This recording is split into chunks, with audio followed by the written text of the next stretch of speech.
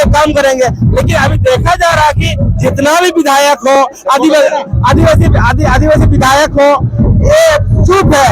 ये हमें बहुत ही गंभीर मसला है कि कोई भी दुश्मन का नाम नहीं बोल रहा है।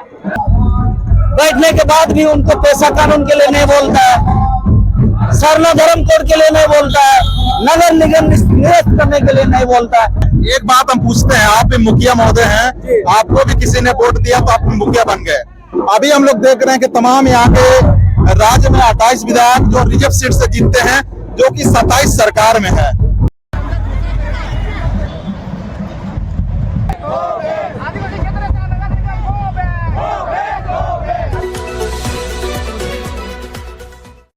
पब्लिक एक्शन न्यूज में आप सभी को स्वागत है। अभी हम लोग डीसी ऑफिस में हैं और यहाँ पे पेशा कानून को लेके, यहाँ पे तमाम चीजों को लेके माझी परगना माल मुंडामान की तमाम लोग आए हैं। यहाँ पे बहुत हजारों हजार की संख्या में है। हम देखते हैं कि बीजेपी का रैली होता है, चाहे जेएमएम का रैली होता है, कांग्रेस का रैली होता है, तो बस इधर ही भीड़ होते हैं। लेकिन आप अभी देख रहे हैं कि इधर भी भीड़ है, उधर भी भीड़ है, उधर भी भीड़ है। बहुत ज्यादा आदिवासी लोग आए हैं। समझ सकते हो इतना गर्मी में किस तरह से आए हैं। और मुख्यमंत्री आदिवासी तमाम 28 विधायक है, उसके बावजूद भी ये सब हो रहा है। हम लोग तमाम लोगों से जानते हैं। तो क्या क्या मांग है आप लोग का? देखिए, आज बेसिकली ये 3 मांगे को लेकर के हम ग्रामीण क्षेत्र से आदिवासी आए हुए हैं। एक मांग तो है कि जमशेदपुर जो ग्रामीण क्षेत्र है, पशुडी थाना, आपका सुंदर नगर थाना, गोविंदपुर थाना, बागबेड़ा थाना के कई सारे गांव जो है पंचायत क्षेत्र में जो पड़ता है, उस गांव को नगर निगम क्षेत्र में समाहित करने का एक योजना लाया गया है। ये योजना आदिवासियों के लिए खबर साबित होगा और इसका विरोध में हम लोग आज आए हैं। दूसरा मांग है कि ये पेशा कानून अभी तक लागू नहीं कर रहे हैं झारखंड सरकार। तीसरा है आपका सरना कोड, ये लागू नहीं कर रहे हैं। तो ये जो आज हम लोग यहाँ आक्रोश रैली के रूप में आए हैं डीसी कार्यालय के समक्ष, ये आक्रोश मूलतः झारखंड सरकार के विरोध में हम लोग आए हैं, प्रशासन के विरोध नहीं है। यह यहाँ के लोगों को नई जानकारी है कि यहाँ कौन दोषीदार है और कौन योजना ला रहे हैं, यही नहीं पता है। इसलिए मैं जानता हूँ ये सरकार का योजना है और सरकार के जो हम लोग जनप्रतिनिधि है, जो एमएलए और एमपी होते हैं, ये लोग आदिवासी के विरोध में कानून बना रहा है, यही है।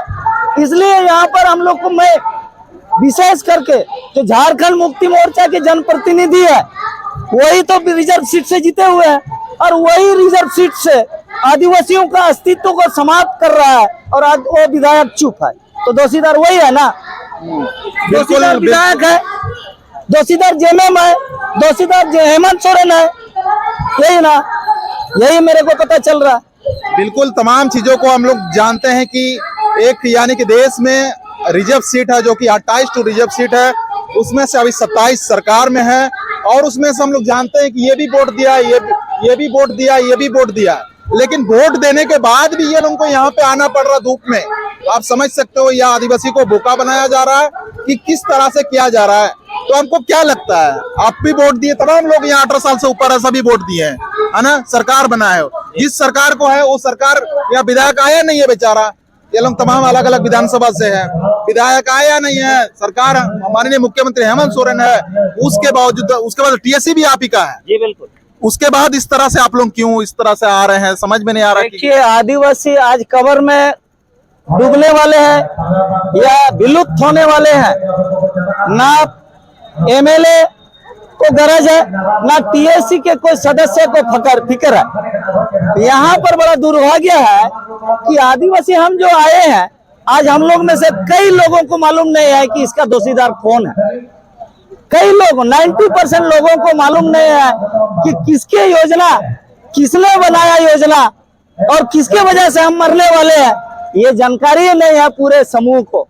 इसीलिए आज हम लोग धूप में आके चिल्ला रहे हैं कि नगर निगम विस्तारीकरण रद्द करो।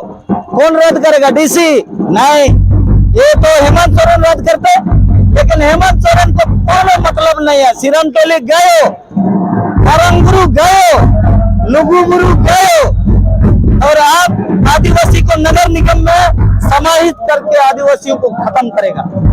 एक तरफ आपका नगर निगम में आपको दिक्कत लग रहा, एक तरफ ईचा डैम, ऊंचा डैम जिसमें लाखों आदिवासी विस्थापित हो जाएंगे, उसको टीएससी से पास कर दिया गया है।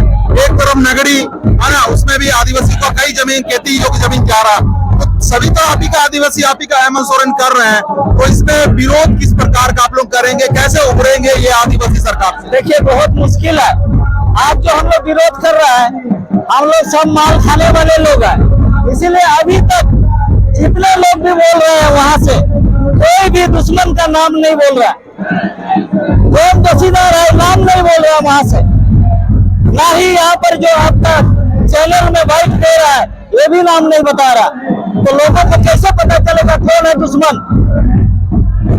बहुत मुश्किल है आदिवासी का बचना।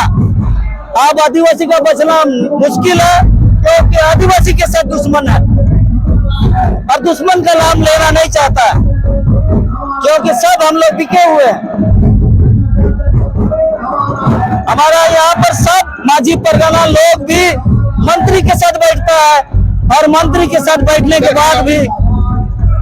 बाद भी उनको पैसा कानून के लिए नहीं बोलता है, सरना धर्म कोड के लिए नहीं बोलता है, नगर निगम निरस्त करने के लिए नहीं बोलता है, तो क्या मैं समझो दलाली कर रहा?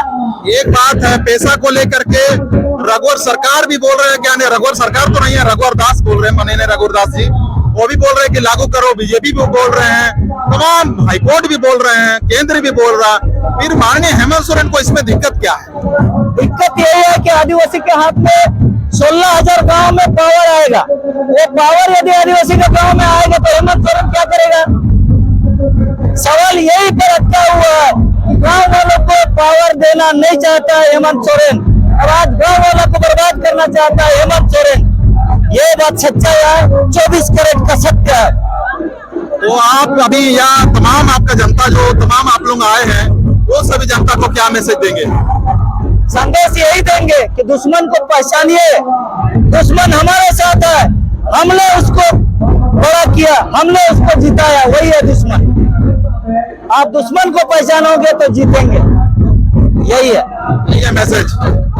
तमाम चीजों को हम लोग जानते हैं कि आप अगर आदिवासी हैं, तो पहले तो हम ये बात आपको पूछना चाहते हैं कि अभी सरकार माननीय हेमंत सोरेन जी का है, और दूसरी बात है कि आपका 28 विधायक भी है, उसके बाद भी ये आंदोलन, ये रोड में नंग चलना, ये धूप में चलना, ये कहाँ तक है? आप अगर थोड़ा सा भी इसमें कॉमन सेंस लगाएंगे तो कमेंट कीजिएगा, और उम्मीद करते हैं कि इस वीडियो को जन जन तक शेयर कीजिएगा और सब्सक्राइब करते हुए आगे बढ़िएगा। आपका आवाज हम बनेंगे, और सब्सक्राइब करना मुझे छोटा बात नहीं है, सब्सक्राइब करके बढ़िए और आगे भी लोगों से बात करेंगे, तमाम जनता से भी बात करेंगे। और क्या मैसेज देंगे इसमें जो आज? इसीलिए हम लोग यहाँ नगर निगम को नहीं रोक पाएंगे, क्योंकि आज का कार्यक्रम भी प्रयोजित लगता है, आज का यह भीड़ जो है प्रयोजित है, इसीलिए यहाँ जेएमएम के विधायक लोग क्यों साथ नहीं दिए और किसी का मुंह से विरोध में क्यों नहीं निकला? सवाल यही पैदा होता है, इसीलिए यह प्रयोजित मैं समझूंगा। उसके पूर्व में भी 12 अप्रैल को मारंगुरु में भी हुआ था, पैसा से ध्यान को भटकाने के लिए, और आज भी अभी मारंगुरु को लेकर पेपर में बड़ा सा आया था, कोई सौंपा हुआ है। आज भी ध्यान भटकाने के लिए यह किया जा रहा, आदिवासियों का ध्यान भटकाने के लिए हमेशा ये प्रयोजित होता है। मारंगुरु में भी ऐसा ही हुआ, आज भी वही हो रहा। सच को मैं सच सामने बोलूंगा, जो है सत्य है, ये प्रयोजित है। बिल्कुल, चलिए आगे हम लोग और एक बात से बात करता है। आप लोग किसके खिलाफ विरोध में उतरे हैं, झारखंड सरकार के कि केंद्र सरकार के? आज हम लोग यहाँ पर आए हैं मेनली जो है आपका नगर निगम के विरोध में। आपका जो सरना कोड जो केंद्र सरकार अभी तक लागू नहीं कर रहा है, और पैसा कानून जो झारखंड सरकार लागू नहीं कर रहा है, इन तमाम राज्य सरकार केंद्र सरकार दोनों से हमारा। झारखंड सरकार का मुखिया अभी कौन है? अभी हेमंत सोरेन जी से हम लोग ये बताने आए हैं कि देखिए, आप आदिवासी के नाम पे राज करते हैं, आदिवासी इसी चीज के लिए जल जंगल जमीन और आदिवासी अस्मिता के लिए आप आए हैं, और हमें अभी लड़ना पड़ रहा है। आज आदिवासी का मूल जो ये है, ये 5th शेड्यूल को बचाना, ग्राम सभा को बचाना, आज आपका सरकार के माध्यम से, आज हमारे झारखंड सरकार के माध्यम से आज हमें नगर निगम देखना पड़ रहा है। जहाँ जो पंचायत राज है वो हट जाएगा, आपका जो ग्राम सभा का शक्ति है वो खत्म हो जाएगा, आदिवासी का जो परंपरागत रोटी का जो ये है वो खत्म हो जाएगा। इस प्रकार से आदिवासी का जो भी वहाँ का अपना कार्यक्रम है वो वही हो जाएगा। आदिवासी मूलवासी जितना भी गरीब गुरबा है उनका टैक्स से इतना सारा ये हो जाएगा कि आदिवासी लोगों को जमीन बेच के भागना पड़ेगा।